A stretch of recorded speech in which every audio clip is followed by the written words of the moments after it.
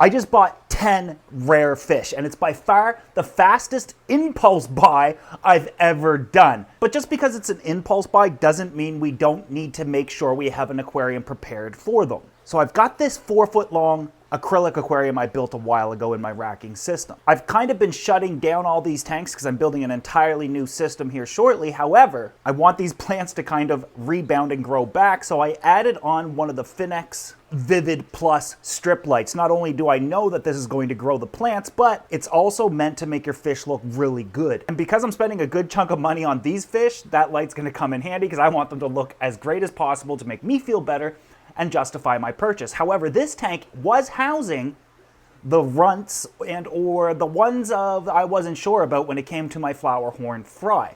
I had to scoop them all out and move them to one tank. And now we're down to the 8 best, and or the 8 that look the most different and or show the most potential.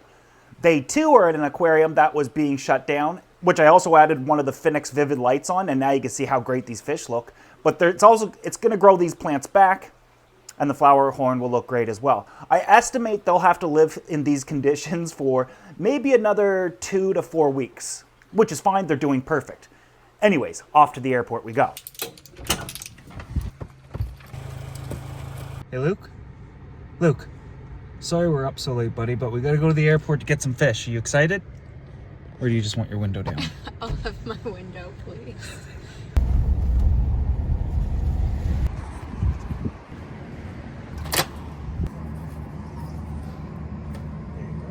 What are you doing out of the car, buddy? Get the fish in. Now Luke gets in. Go get in the truck.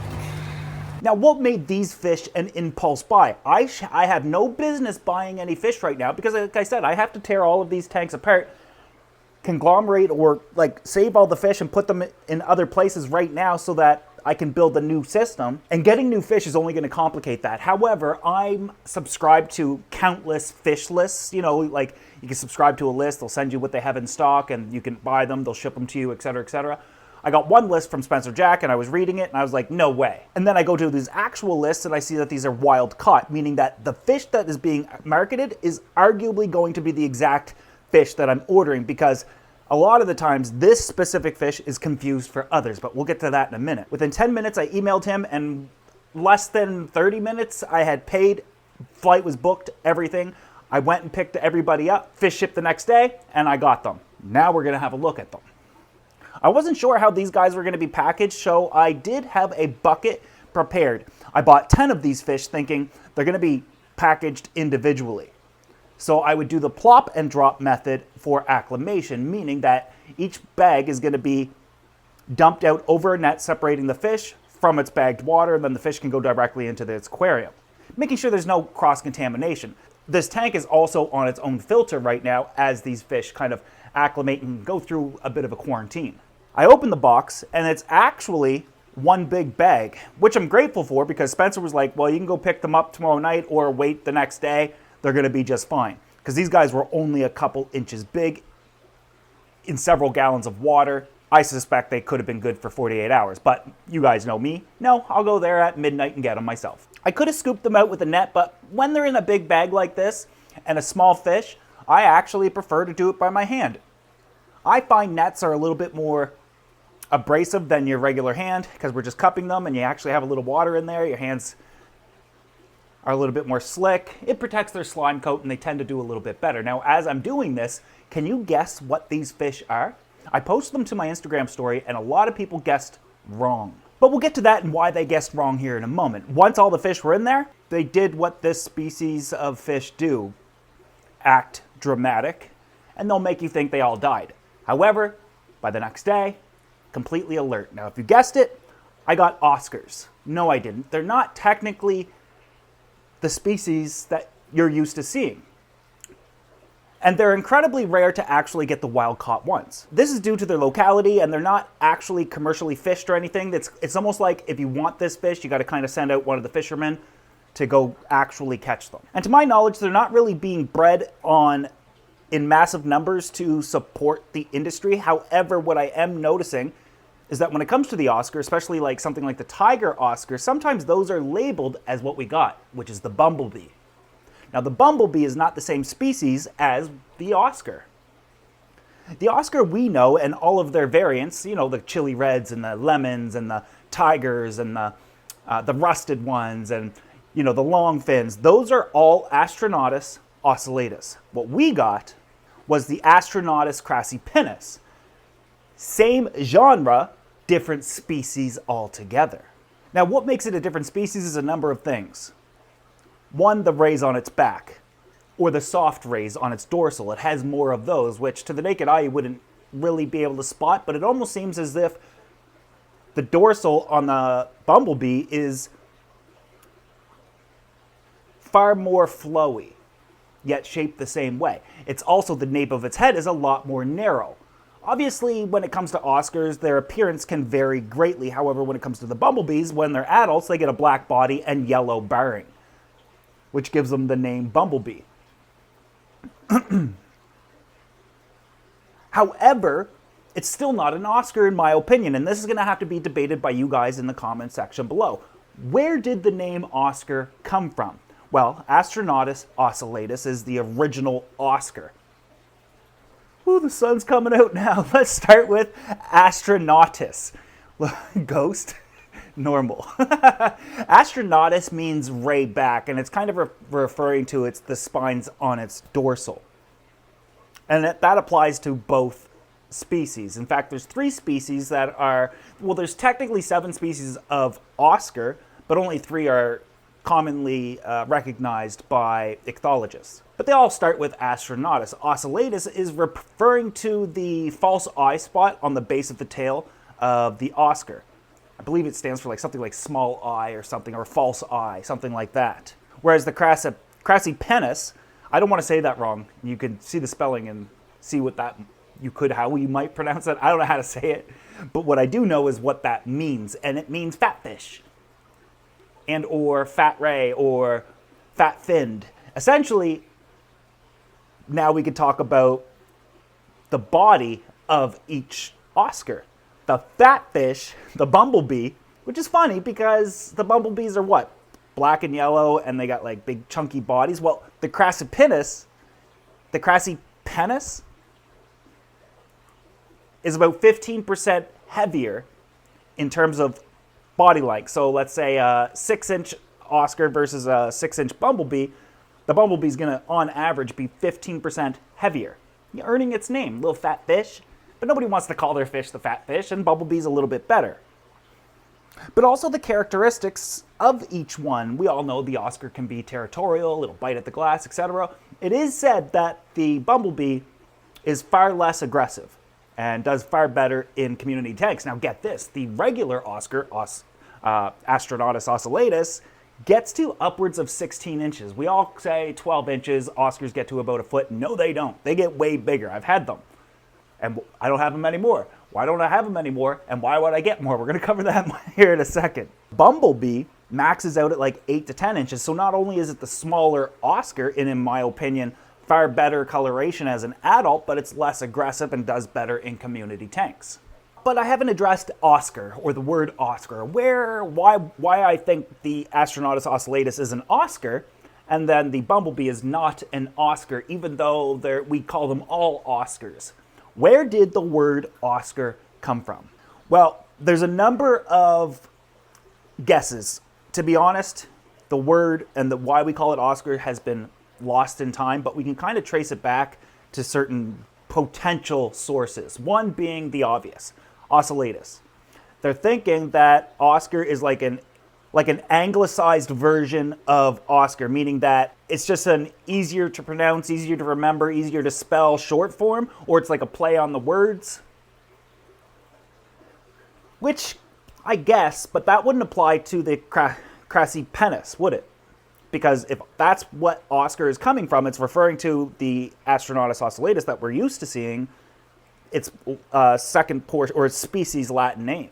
There also used to be a magazine called The Aquarium, and back in, I think, 1936, I'm trying to remember because I was just researching a lot of this, there was an article about 2 Oscars that went by the name Lena and Oscar. And kind of back then is when aquarists started naming fish human names as well. And I guess Oscar just kind of stuck out to everybody, and that name stuck for that species of fish. Now, every fish of the Astronotus ocellatus was an Oscar. And then by like the late 40s, late 50s, it was just accepted almost worldwide. That's an Oscar.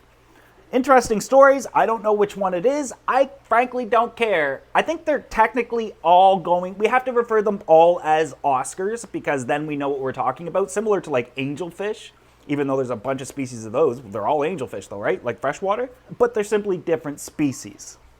And in this bumblebee species, they get smaller, less aggressive, and far more colorful. However, they're not cheap.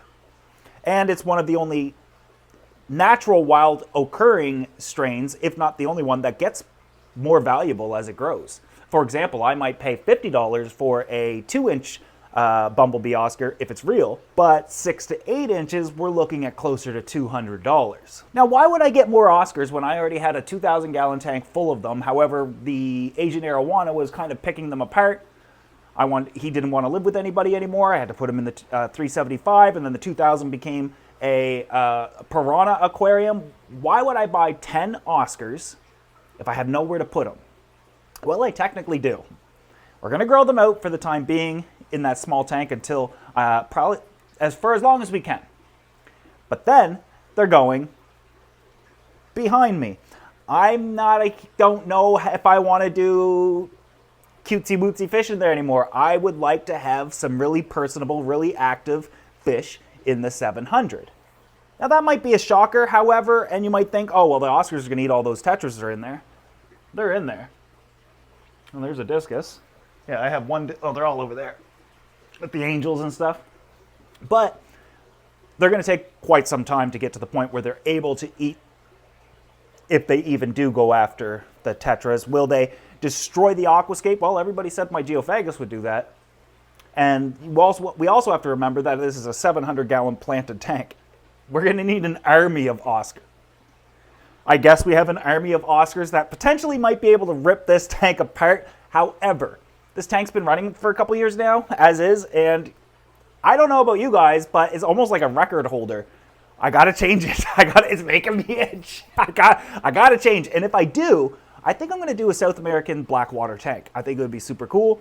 Sand, rocks, lots of trees and roots and wood, with plenty of tannins in it. I think that could be its next evolution. Don't got one of them, and we've never done it, so that might be fun.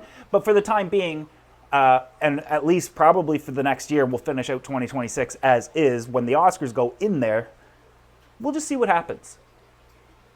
I've never seen the bumblebee in person. However, I have seen Oscars labeled as a bumblebee, and I think a lot of the times, one of two things is happening. One of three things. One, it's a true bumblebee. Two, they know that they can get more money for the bumblebee, and it's really difficult to tell the difference at a small age or a small size, especially to the untrained eye. And then, of course, I think the third would be sometimes bumblebees are mixed in with common Oscars during collection, however, very rarely. But I also think that some Oscars are being crossbred to bumblebees and so forth. I don't think that every time we see a bumblebee, it's necessarily a bumblebee Oscar. It'd be interesting to know how widely available they are. But you guys also have to remember, I'm in Nova Scotia, Canada. I'm not in one of the massive cities with millions and millions of people. There's like 1,200 people in my community, and then the entire county might be 35, 40,000, and I don't have a fish store. I have to drive an hour to get to one. So this, for me, is an incredibly rare fish, an incredibly rare opportunity that I had to jump on. These little Oscars are very active, very fun to feed. They're eating everything besides bloodworms and stuff like that, which is fantastic. I'd rather eat prepared. I mean, they're eating big pellets, little pellets. They're eating flake food. They definitely like to eat from the top. But we'll see where that goes over time. I'm definitely excited to have these 10 Oscars in here begging with me all the time. Oh, see, there's fish. Yeah, there's tons of fish in here, but they just prefer and choose to go wherever they want. And when I'm sitting here with the lights on, this big blind open and stuff like that, they go and dart towards the back. But they'll all come out here in shortly. Everybody's doing wonderful. But it's kind of boring. I want to add more bigger fish. The 700 gallons fully planted. They're splashing the water on me. Let me know what you think about this purchase. I think it's fantastic. Let me know if you have any bumblebees and what you think their name, the word Oscar or the name Oscar came from. I just think it's interesting. However, with these guys, it'll be fun to watch them grow to adults and probably be put into the 700 as adolescents and then grow out in here. And, you know, worst case Ontario, I'll have to rip this tank apart, take all the fish out, which will be next to impossible. However, I think I could do it. And rescape it completely. I just like to do that stuff. Anyways, hope you guys enjoyed this one. We're starting to get a little bit nicer weather, so I can go outside and finish that new below ground viewing panel pond, which is proving to be incredibly frustrating because I have 100 ideas and 100 things that I want to do to it. I also want to hope you guys enjoyed this video.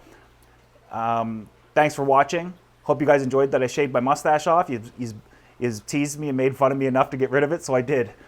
But now I'm thinking, for revenge, I want to grow it back. And dirtier and nastier than other. And if you want me to grow a mustache again and leave it just for the summer, if this video gets 5,000 likes, I'll do it. See you in the next one.